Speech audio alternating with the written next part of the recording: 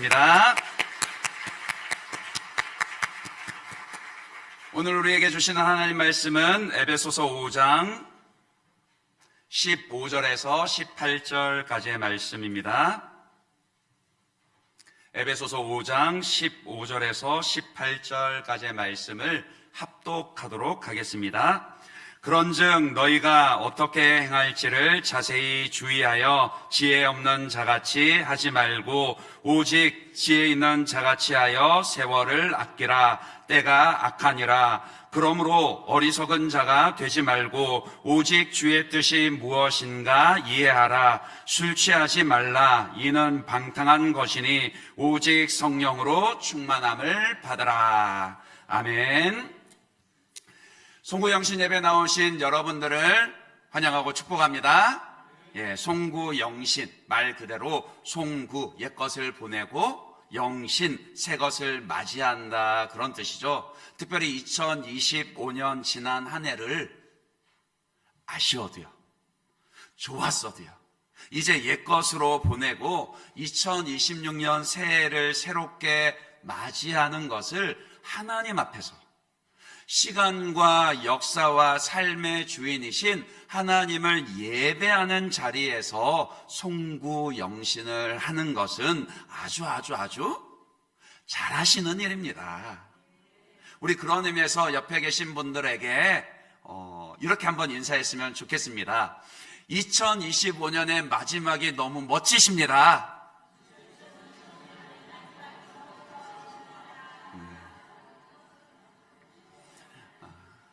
이 예배를 통해서 2025년 지난 한 해 동안 하나님께서 베푸신 은혜들을 감사하며 또한 2026년 새해를 주님이 주시는 소망으로 맞이할 수 있게 되는 그런 은혜 있으시기를 주님의 이름으로 축복합니다. 창세기 12장을 보면은요, 하나님께서 믿음의 조상 아브라함을 부르시는 장면이 나옵니다. 이스라엘 백성들의 이야기가 바로 거기서 시작이 되죠. 본래 아브라함이 하나님의 부르심을 받은 곳은요, 그런데 갈대아 우르였어요. 초기 문명의 발상지였고 그 당시로는 아주 문화가 발전한 그런 곳이었습니다. 하지만 그 갈대아 우르에는요, 우상들이 넘쳐났습니다. 그래서 하나님께서는 아브라함을 그곳에서부터 믿음의 조상으로 불러내시며 너는 너의 고향, 친척, 아버지의 집을 떠나라, 그렇게 명령을 하셨습니다. 그런데 창세기 12장을 보시면은요, 갈대아 우르가 아니라 하란에서 아브라함의 아버지 데라가 죽는 장면에서 시작합니다. 그러니까 갈대아 우르에서부터 하란까지 데라가 따라왔던 겁니다. 그 심정은 충분히 이해가 되죠. 왜냐하면 부모로서 차마 그 위험이 많은 그 낯선 걸음, 한 번도 가보지도 못한 그 길을 자식 혼자 보낼 수가 없었을 겁니다. 아마 부모 마음이 그러니까요. 하지만 구원 역사에 있어서는 그만큼 아브라함이 하나님이 명령하셨던 자기의 그 본토, 고향, 친척, 아버지의 집을 떠나는 명령에 순종하는 것에 있어서는 그만큼 늦어졌던 겁니다. 이 데라라는 이름의 뜻 자체가 지연시키다, 연장시키다, 지체시키다, 그런 뜻이 있거든요. 그러니까 데라는 자기의 의도와는 다르게 그 이름처럼 자식의 걸음과 앞날을 지연시키고 지체시키고 있었던 겁니다. 이처럼 보내야 할 것을 그냥 보내지 않으면 안 된다라고요. 보내야 할 것은 그냥 보내야 합니다. 지나간 것은 지나간 것입니다. 보내야 할 것을 지나가도록 보내지 못한 채 붙잡고 있는 것은, 그것은 미련이죠. 미련은요, 추억과는 다릅니다. 추억은요, 언제든지 그것을 다시 끄집어내어서 돌아볼 수가 있습니다. 다시 생각하면서 웃을 수도 있고 또 그 추억으로 인해서 새롭게 시작할 수 있는 힘도 얻을 수 있습니다. 그것은 추억은요, 이미 지나간 것으로 보냈기 때문에 가능한 거라고요. 하지만 미련은 그럴 힘이 없습니다. 미련은요, 오히려 우리가 앞으로 나아가지 못하도록 우리의 생각과 우리의 마음을 붙잡아 두기가 십상이라는 거예요. 생각과 마음이 매여 있으니 삶의 걸음이 앞으로 나아가지를 못합니다. 그래서는 안 된다라고요. 아브라함의 경우에서 보여두듯이 특히나 믿음의 사람들은 그래서는 안 된다라고요. 보내야 할 것은 보내야 합니다. 미련은 끊어버려야 합니다. 잘 아시잖아요. 이 컵에도 물이 담겨 있습니다마는 그릇에 무엇인가를 담기 위해서는 먼저 어떻게 돼요? 비워야 합니다.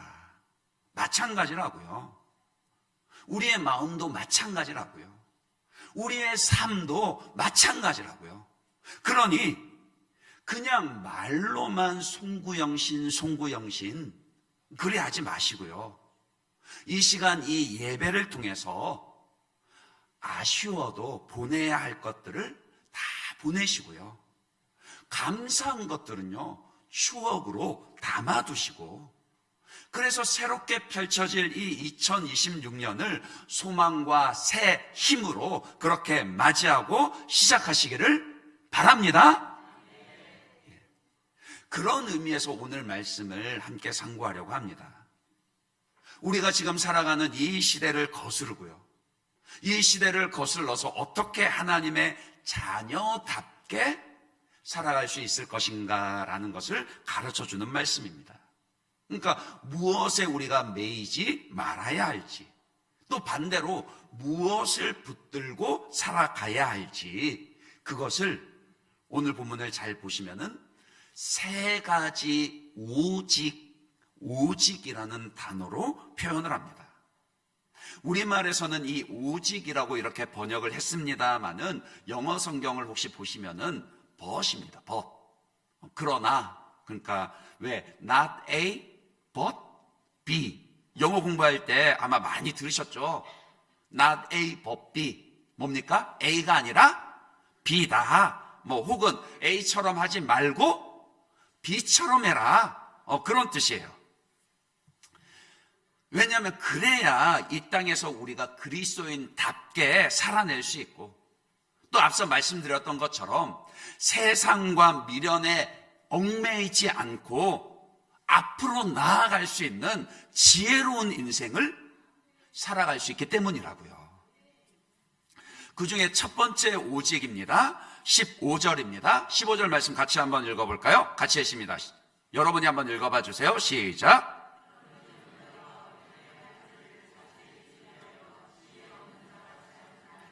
오직 지혜 있는 자 같이 하여. Not A, but B. 그러니까 지혜 없는 자가 되지 말고 오직 지혜 있는 자가 되어라. 저와 여러분은 오직 지혜로운 자들이 되어야 한다라고요. 그러면 어떻게 해야지 지혜로운 자가 될 수 있습니까? 16절에 이어서 이렇게 말씀합니다. 16절에 뭐라 그러셨습니까? 세월을 아끼라, 때가 악하니라. 그러니까 세월을 아끼라, 이 말씀은요, 돈을 주고 세월을 사듯이 해라, 돈을 주고 기회를 사라, 그런 뜻입니다. 그렇게 해야만 하는 이유는요, 때가요, 우리가 살아가는 이 시대가, 세대가 악하기 때문이라는 거예요. 때가 악하다라는 것은요, 이 시대가 하나님과는 정반대 방향으로 그렇게 흘러간다, 그런 의미이기도 해요. 그러니까 우리의 세대를 가만히 살펴보면은 애써 하나님을 인정하지 않고 하나님이 기뻐하시는 것과는 정반대 방향으로 그렇게 힘을 다해 달려갑니다. 선한 것보다는 악한 방향으로 그렇게 사람들이 치우친다라는 거예요. 아니, 우리가 살아가는 시대가 그렇더라고요. 과학기술은 하루가 멀다 하고 발전을 하고 사람들의 삶은 점점 더 편리해져 가는 것 같은데, 그러나 정말 세상이 살기 좋아졌습니까? 그렇지 않을걸요? 점점 더 사람들은 하나님을 찾지 않고 하나님으로부터 멀어지는 방향으로 그렇게 이끌려갑니다. 그렇지 않습니까? 한창 AI 기술이 발달하고 요즘은 AI 기술이 가장 대두되는 그런 이슈가 아닙니까? 그것이 산업과 경제와 생활 전반에 영향을 점점 넓게 끼치고 있습니다만은, 사실 솔직히 우리가 일상에서 경험하는 것은 이제야 겨우 챗 GPT 같은 그런 생성형 AI, 그러니까 대규모 그 언어 모델로 활용을 하지만, 이거보다 조금 더 우리에게 먼저 와닿았던 것은 뭐죠? 딥페이크 기술요. 그러니까 그 사진을 합성해가지고 영상이나 사진에 다른 사람의 얼굴을 따다가 그렇게 합성하는 기술요. 그래도 잘 모르겠어요. 그 왜 지브리 스타일로 카톡 문간 사진 바꾸셨었죠? 예, 그러니까 그게 바로 그거예요. 한창 그 지브리 스타일이 유행했던 것이 바로 올해 3월, 4월이었습니다. 근데 그 기술이 조금 더 먼저 어디에 사용되었었냐면요, 바로 다른 사람 사진, 음란물이나 또 범죄를 목적으로 하는 그런 합성에다가 사용하는 거였어요. 지금은요, 학교 폭력도 그런 단순한 폭력 행사나 욕설을 넘어서서 그런 디지털 성범죄로까지 확산되는 그런 추세다 그래요. 그러니까 그게 인간의 죄성입니다. 아무리 좋은 과학 기술이 그렇게 하루하루 다르게 발전을 하고 좋아지는 듯 보여도 세상은 점점 더 좋아지는 게 아니라 더 요란해지고 더 폭력적이게 되고 더 죄악이 넘쳐나게 되는 것은 결국에는요, 그것을 개발하고 사용하는 인간이 죄인이기 때문입니다. 그래서 세상은 점점 더 악한 방향으로요, 하나님을 멀리하는 방향으로만 그렇게 시대가 흘러갑니다. 아니, 다른 나라 얘기하는 게 아니라 우리가 살아가고 있는 시대가 바로 그런 변화 가운데 있다라고요. 지혜 없는 사람은 그런 시대와 시류를 분별하지 못하고 휩쓸려 살아가는 사람들이 지혜 없는 사람이라는 거예요. 그러니까 그냥 남들 가는 대로, 남들 살아가는 모습대로 그냥 나도 똑같이 그렇게 넓은 길로만 다니는 사람들입니다. 그러나 마태복음 7장 13절 14절에 예수님이 뭐라고 가르치셨습니까? 잘 아시는 말씀이죠. 어디로 들어가라고요? 좁은 문으로 들어가라. 멸망으로 인도하는 문은 그 길이 어떻다고요? 그 길이 넓어 크고 그 문은 크고 그 길이 넓어 그리로 들어가는 자가 많고 생명으로 인도하는 문은 좁고 길이 협착하여 찾는 자가 적음이라. 많은 사람들이 몰려가는 넓은 길이지만은 그 길의 끝은 결국 멸망일 뿐이라고요. 그러니까 지혜로운 사람은요, 당장의 그 사람들이 많이 찾는 유행을 따르는 그런 넓은 길이 아니라요, 지금은 비록 사람들이 적은 그런 좁은 길, 좁은 문이라 할지라도 생명으로 인도하는 길을 걷는 사람요, 생명으로 인도하는 좁은 문으로 들어가는 사람, 그 사람이 지혜로운 사람이라고요. 그러려면은 여러분이 시대의 시류를 거슬러야 합니다. 시대의 정신을 거슬러야 합니다. 죄악으로 치닫는 이 세상의 거센 물결을 거꾸로 거슬러서 살아가셔야 한다라고요. 그러니까 세월을 아끼라라는 말은 바로 그런 의미입니다.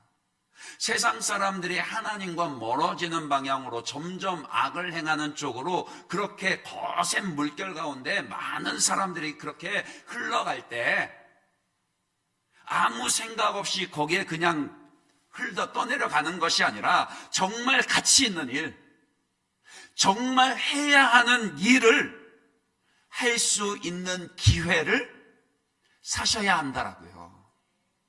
기억하십시오. 모든 것을 다 가지려는 사람은요, 아무것도 가질 수 없습니다. 정말 중요한 것을 위해서 중요하지 않은 것을 포기할 줄 아는 사람이 지혜로운 사람입니다. 그러니까 덜 중요한 것, 덜 중요한 정도가 아니라 해로운 것, 미련이 되는 것, 이런 거는 더 말할 것도 없죠. 그거는 당연히 버려야 하는 거고요. 비록 해가 되는 게 아니다 할지라도 더 중요한 것을 위해서는, 더 영원한 가치를 위해서는 기꺼이 덜 중요한 것도 포기하셔야 돼요. 과감히 포기하셔야 된다라고요. 그것이 세월을 아끼는 삶입니다. 맞아요. 어쩌면은 2025년 이 한 해가 그냥 보내기에는 너무너무 아쉬울 수도 있습니다. 그냥 내 인생에서 이 페이지를 마침표를 찍어버리기에는 너무 아깝거나 아쉬울 수도 있죠. 쉽지 않습니다. 그러나 그럴 때는 그런 대로 그냥 마침표를 찍지 않더라도요, 페이지를 넘기셔야 돼요. 삶의 모든 일이 다 명확하게 마침표를 찍고 매듭을 지을 수 있는 게 아니잖아요. 그런데 아무리 그래도요, 그건 미련으로 남겨두시면 안 됩니다. 지나간 것은 지나간 거예요. 그래야지 새로운 페이지를 채울 수 있습니다. 내 삶의 새로운 페이지 가운데 하나님과 함께 새로운 이야기를 써 내려갈 수 있단 말이에요. 그러니 세상의 유행에 너무 민감해하지 마시고요. 뭐가 좋다더라, 뭐가 낫다더라, 어느 학교를 보내야 된다더라, 이거 하면 돈을 많이 번다더라, 그런 것에만 너무 민감해하지 마시고요. 다른 사람들 보는 그런 체면에, 남들 앞에 보이는 그런 체면에 너무 여러분 스스로를 맞추려 하지도 마시기 바랍니다. 중요하지 않은 것들에 너무 욕심내지 마셨으면 좋겠습니다. 정말 붙잡아야 할 것을 붙잡아야 합니다. 여러분의 그 삶의 노트에는요, 인생의 노트는 아직 하나님이 써 내려가야 할 이야기가 많이 남아 있잖아요. 그러니 다시 말씀드립니다마는 지나간 것들은 지나가게 놔두시기 바랍니다. 그것이 지혜입니다. 지혜의 근원이신 하나님께서 저와 여러분에게 지나간 것을 미련으로 두지 않고 지나 보낼 수 있도록 지혜를 주시기를, 또한 그런 세상의 시류들 가운데서도 정말 중요한 것을 위해서 기회를 붙잡을 수 있는 그런 지혜를 저와 여러분들에게 주시기를 간구합니다. 두 번째 오직은 17절입니다. 17절 말씀도 같이 한번 읽어볼까요? 여러분 같이 읽어보겠습니다. 시작.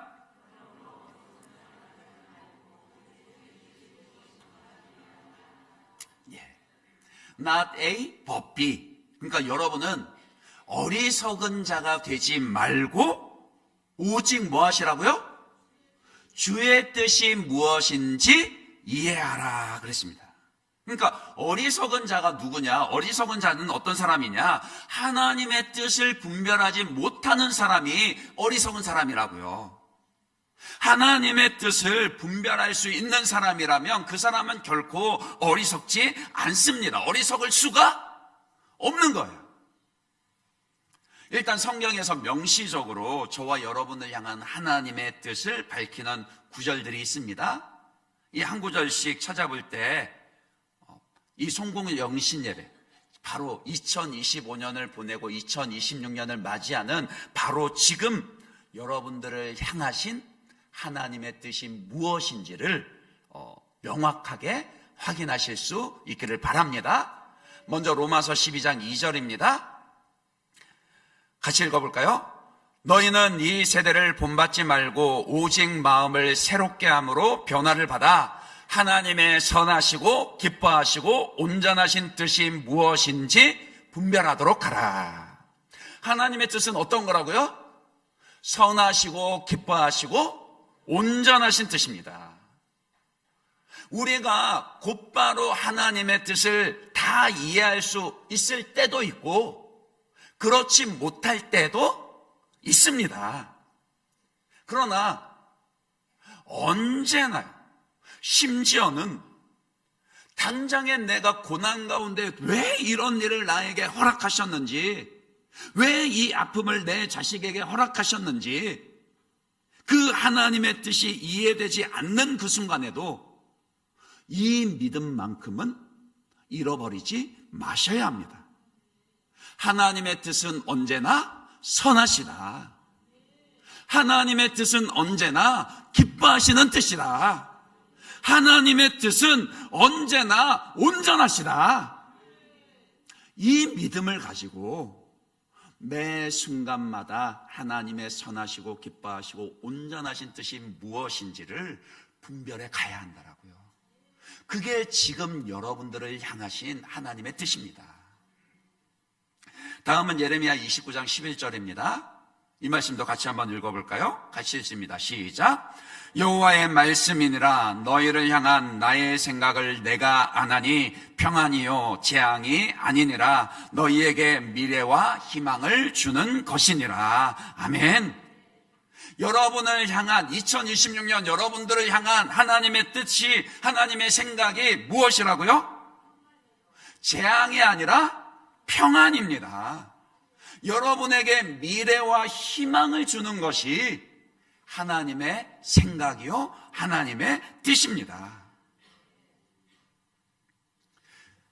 말씀 카드 뽑기 하는 것보다 훨씬 낫죠?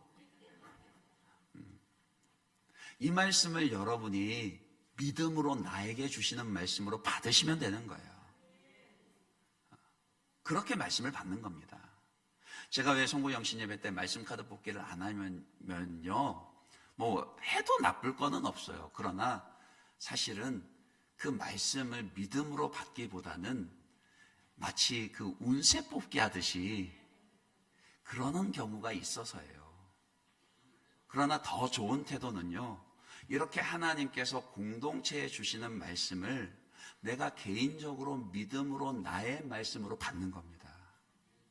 예레미야 29장 11절 이 말씀을 여러분이 2026년 나에게 주시는 그 말씀으로 붙잡으시고 믿음으로 이 말씀 붙잡고 기도하시면 이 말씀이 여러분의 것이 됩니다. 나를 향한 하나님의 생각이 평안이라. 하나님이 내게 주시는 것은 미래와 희망이라. 다른 곳에서 미래와 희망을 찾으려고 하지 그렇게 기웃거리지 마시기 바랍니다. 왜요? 때가 악하다 그랬잖아요. 이 악한 시대 가운데서 다른 어디 가서 여러분들이 참된 평안과 미래와 희망을 찾을 수 있겠습니까? 오직 예수님 안에만 있습니다.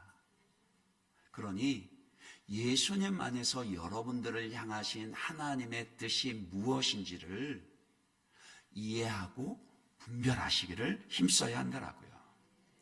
그리고 데살로니가 전서 말씀에서도 명시적으로 확연한 우리를 향한 하나님의 뜻을 확인할 수 있습니다. 데살로니가전서 4장 3절입니다. 같이 한번 읽어볼까요? 하나님의 뜻은 이것이니 너희의 거룩함이라 곧 음란을 버리고. 그러니까요, 시대가 어떻든지요, 세상 사람들이 어떻게 살아가든지 그건 우리와 상관없습니다. 언제나 저와 여러분들을 향하신 하나님의 뜻은 거룩이라고요.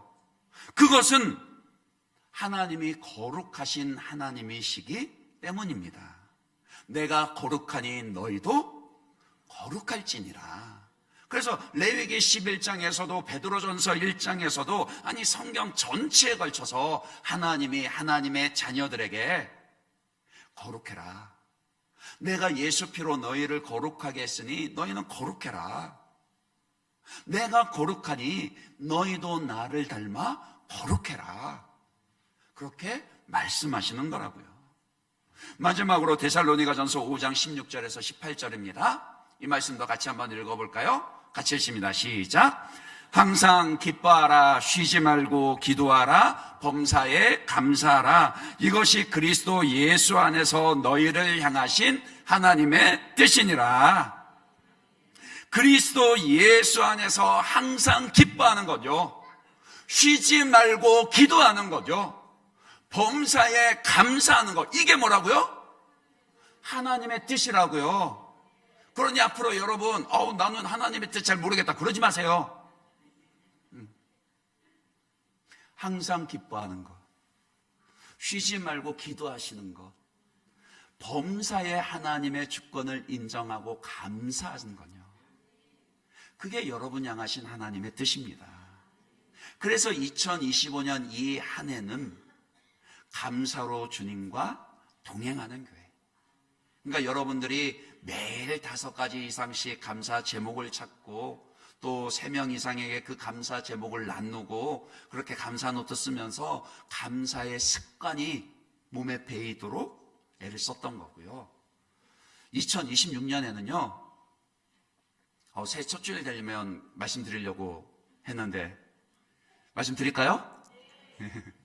2026년에는 기도로 주님의 영광을 보는 게, 우리가 하나님의 뜻이 무엇인지를 분별하고 이해하고 그 하나님의 뜻이 담긴 말씀을 내 것으로 삼으려면은 뭐 해야 한다라고요? 기도해야 한다라고요. 여러분들이 하나님의 뜻을 이해하는데 박사학위가 필요한 거 아닙니다. 뭐 엄청나게 연구하고 수행을 해야만 하는 것도 아니라고요. 이미 하나님은 여러분의 손에 쥐어 주셨습니다. 무엇을요? 하나님의 말씀을 기록한 성경을 쥐어 주셔서 매일 그 말씀을 읽고 묵상하고 암송하는 가운데 하나님의 뜻을 분별할 수 있게 하셨고요. 또 그 말씀과 더불어서 기도하는 가운데 그 하나님의 뜻을 나를 향하신 뜻으로 그렇게 내 것으로 가질 수 있게 하셨더라고요. 다시 오늘 본문으로 돌아가서요, 어리석은 자가 되지 말라 그랬죠. 어리석은 자, 풀리시. 쉽게 얘기하면 뭐 되지 말라는 거예요? 맞아요, 고사. 뭐 되지 말라는 거였고요? 바보 되지 말라는 거예요. 바보는 어떤 사람이 바보인지 아세요? 가치 판단을 못하는 사람입니다. 무엇이 중요한지, 무엇이 좋은지, 무엇이 우선이 되어야 하는지를 판단하지 못하면 바보 되는 겁니다. 그래서 바보는요, 아무리 자기 손안에 귀한 것이 있어도 그것을 깨닫지를 못합니다. 왜 그 블러디 다이아몬드 그 영화 보시면은 그 아프리카의 그 아이들 그 다이아몬드 가지고 공깃돌 놀이 하듯이 그렇게 놀잖아요. 왜요? 그거 가지고 있어도 그 가치를 모르니까요. 그래서 함부로 여기고 귀찮게 여기고 하찮게 대하다가 잃어버리고 나서야 뒤늦게 깨닫고 후회하는 사람이 그 사람이 바보입니다. 그 사람이 어리석은 자라고요. 지금 하나님께서 여러분의 삶에 맡겨주신 건요, 여러분의 가정이 소중한 것입니다. 내 부모님요, 내 배우자, 내 남편, 내 아내, 왼수가 아니라고요. 내 자녀요, 내 형제요. 인생을 이렇게 지켜보면은요, 오늘도 장례 예배를 드리고 왔습니다마는 아무리 소중한 사람이라고 해서 항상 곁에 있는 것은 아닌 것 같습니다. 그런데 곁에 있을 때는 그것을 제대로 깨닫지를 못해요. 지금 그렇다는 의미로, 동의하는 의미로 우리 영화 뛰는 거예요. 뒤늦게 후회하시면 어리석은 자가 되시는 겁니다. 지금 여러분의 곁에 있는 사람이 가장 소중한 줄을 아셔야 합니다. 교회가 소중합니다. 주님의 몸된 교회에 함께 속하게 하시고, 함께 은혜를 누리고, 함께 헌신하게 하시고, 함께 자라가게 하신 지금 여러분 옆에 있는 주 안에서의 한 형제된 지체들이 교회가 소중합니다. 지금 여러분에게 맡겨주신 건강, 시간, 물질, 무엇이든 하나님이 맡겨주신 그것들이 정말 소중한 것들입니다. 그러니까요, 그것들을 통해서 하나님의 뜻을 분별하시기 바랍니다. 뒤늦게 후회하지 마시고요, 오늘 하나님이 왜 내게 이렇게 맡겨주셨나 감사할 줄 알아야 하고, 그것을 맡겨주신 하나님의 뜻을 이해하시고 분별하셔야 합니다. 그래야 소중한 것을 소중하게 대하고 귀하게 사용할 수 있는 겁니다. 마지막 세 번째 오직은 18절입니다. 18절 말씀도 같이 한번 읽어볼까요? 같이 읽습니다. 시작. 술 취하지 말라. 이는 방탕한 것이니 오직 성령으로 충만함을 받으라. not a, but be. 그러니까 뭐 하지 말라고요? 방탕하지 말고 오직 성령으로 충만하라. 그러니까 술 취하지 말라 그랬는데 술 취함은 방탕함의 대표라는 거예요. 그러니까 방탕한 삶의 그 대표격이 술 취하는 겁니다. 술 취하면 어떻게 되죠? 잘 모르시죠, 안 드셔서. 사람이 술 취하면요, 마음 내키는 대로 말하고 행동하게 됩니다. 그 마음 속에 있는 욕심과 욕망에 여과 없이 솔직해지게 되는 거예요. 그래서 좀 강대상에서 표현하기가 좀 그렇습니다만은, 오죽하면은 술 취하면 뭐가 된다 그러죠? 우찌그리 잘하세요. 그렇죠. 아니 옆을 보세요? 그러니까 오죽하면 술 취하면 개가 된다 그런 말을 하겠습니까? 그러니까요, 술 먹고 술 취해서 하는 행동이라고 해서 다 용납될 수 있는 것이 결코 아니라고요. 알코올이든 또 술을 마시지 않는다고 할지라도요, 무절제하게 그 정욕대로만 살아가면 그 삶이 뭐라고요?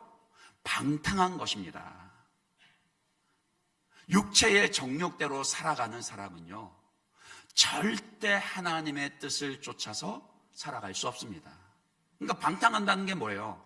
아까 세월을 살아, 기회를 살아 그랬는데, 그런 세월을 사는 지혜가 없이 정욕대로 그냥 흥청망청 아무렇게나 허비해버리면서 특별히 하나님의 뜻과는 상관없이 자기 욕심대로만, 자기 정욕대로만 살아가는 게, 그게 방탕이라고요. 갈라디아서 5장 17절 말씀에 뭐라 그랬습니까? 육체의 소욕은 성령을 거스르고 성령은 육체를 거스르나니 이 둘이 서로 대적함으로 너희가 원하는 것을 하지 못하게 하려 함이니라. 아무리 우리 마음속에, 아무리 여러분의 마음속에 하나님을 향한 선한 뜻을 품는다고 할지라도요, 그 정욕을 절제하지 않는다라면 마음 먹은 대로 살아가지를 못합니다. 절제해야 합니다. 술 취하지 말아야 합니다. 방탕하지 말아야 합니다. 술은 언제 끊어야 하죠? 이것도 잘 모르시죠? 술은요, 한 잔 마실 때 끊어야 됩니다. 아예 마시지 않으면 더 좋죠. 그런데 그 한 잔일 때요, 그때 끊어버리지 않으면 나중에는요, 점점 그것이 늘어서 내가 술을 마시는 게 아니라 술이 나를 지배하게 됩니다. 그것은 알코올뿐만이 아니라 모든 중독이 다 그렇습니다. 얼마 전에 기사가 나왔으니까 실명을 얘기합니다마는, 왜 남경필 전 의원 아들요, 마약 중독으로 이제 수감되어 있다가 얼마 전에 풀려났는데, 이제 지금 마약 중독 끊기 위해서 엄청난 갖은 애를 쓰고 있거든요. 그래서 이제 어느 정도 끊었어요. 그래도 자신은 알 수 없대요. 너무 매여있던 삶이 지독하니까. 16살 때 처음 미국으로 조기 유학을 가서 그 친구들하고 있는데 또래 형이 가져다 준 대마초요, 마리화나를 핀 게 시작이었답니다. 처음에는 그냥 가벼운 마음이었고 가벼웠대요. 그런데 점점 그것이 매이게 되니까 어떻게 해요? 자기 어머니 장례식 때도 마약에 취해 있었대요. 그러니까 중독이라는 것이 그렇습니다.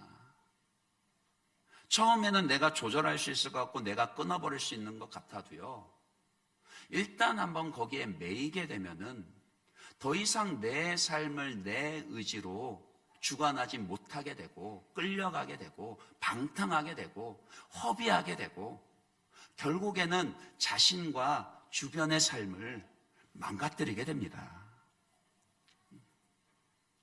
지금은 그래도 남경필 씨 아들은 아버지의 기도와 헌신 가운데 약을 끊고 새로운 삶을 살기 위해서 정말 고분분투하고 있는 것 같아요. 그러니까 그만큼 큰 상처를 남긴다라고요. 중독이요, 술 취하는 것이요, 무절제하고 정욕대로만 살아가는 것이 그렇게 무섭습니다. 우리의 삶과 관계를 망가뜨려 버린다라고요. 그러니 당연히 뭐라고요?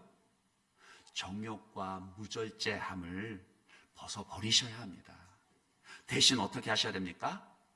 오직 성령으로 충만해야 한다라고요.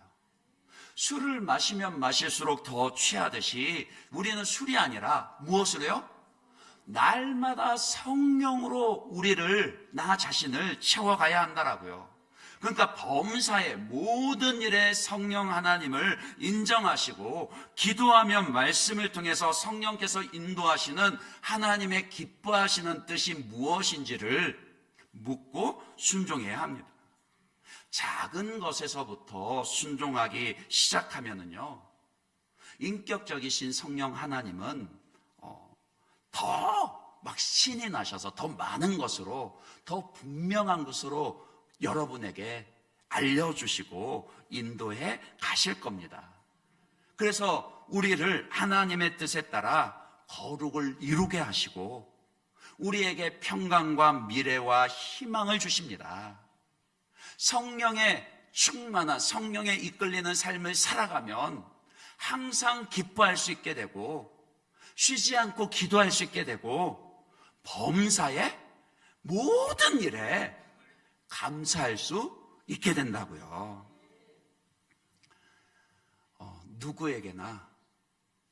누구에게나 주어진 마음의 그릇은 하나뿐입니다. 그건 여러분들도 마찬가지예요. 마음의 그릇을 2개 이상 가지고 있는 사람은 없습니다. 중요한 것은 그 그릇을 무엇으로 얼만큼 채우느냐라는 거라는 거예요. 성령으로 여러분의 마음의 그릇을 채우면 채울수록 정욕과 더러움과 죄는 비워지게 됩니다. 그러니 오직 성령으로 충만하게 가득 차서 넘치기까지 그렇게 날마다 성령으로 우리의 마음을 채워가야 합니다. 말씀을 맺습니다. 우리에게 주어진 날들은 영원하지 않습니다. 우리에게 약속된 영원은 죽음 너머에 약속된 것입니다. 우리가 이 땅에서 살아가는 동안에는 하나님을 기쁘시게 할 수 있도록 하나님의 뜻이 무엇인지를 분별하며 세월을 아껴야 합니다. 이 3가지 오직을 기억하시고 이 말씀으로 2026년 새해를 준비하시고 계획하시기를 바랍니다. 무엇보다도 기도로서 여러분들이 이 새해의 계획들을 하나님 앞에 올려드리시고 또 그것을 잘 지켜내므로 하나님을 기쁘시게 할 수 있도록 그렇게 여러분 자신을 드리실 수 있기를 바랍니다. 그런 의미에서 2026년 신년 특세는 내일부터 시작합니다. 저희가 송구 영신 예배를 12시 땡 종소리에 맞춰서 드리지 않는 것도 새해 첫날 새벽을 첫 시작을 하나님께 드리기 위함이에요. 이렇게도 해보고 저렇게도 해보았는데 사실은 1시까지 송구 영신 예배 드리고 1월 1일 첫날을 늦잠으로 보내버리니까 너무 아쉽더라고요. 그래서 오늘 예배 드리시고 일찍 주무시고 그래서 내일 새벽 몇 시입니까? 내일 새벽 몇 시입니까? 추워도 나오실 거죠? 예, 그래서 2026년 첫 시작을 기도로 하나님과 함께 하시며 하나님을 기쁘시게 해드리고 여러분의 삶을 지혜롭게 그렇게 세워가시는 그런 우리 모든 예일교회 성도님들 되시기를 주님의 이름으로 축원합니다. 이 시간은 우리에게 미래와 희망과 새날을 주시는 그 주님께서 우리에게 오심을 기뻐하면서 함께 아름다운 나라 찬양하도록 하겠습니다. 우리 신나게 박수치면서 그렇게 찬양하겠습니다.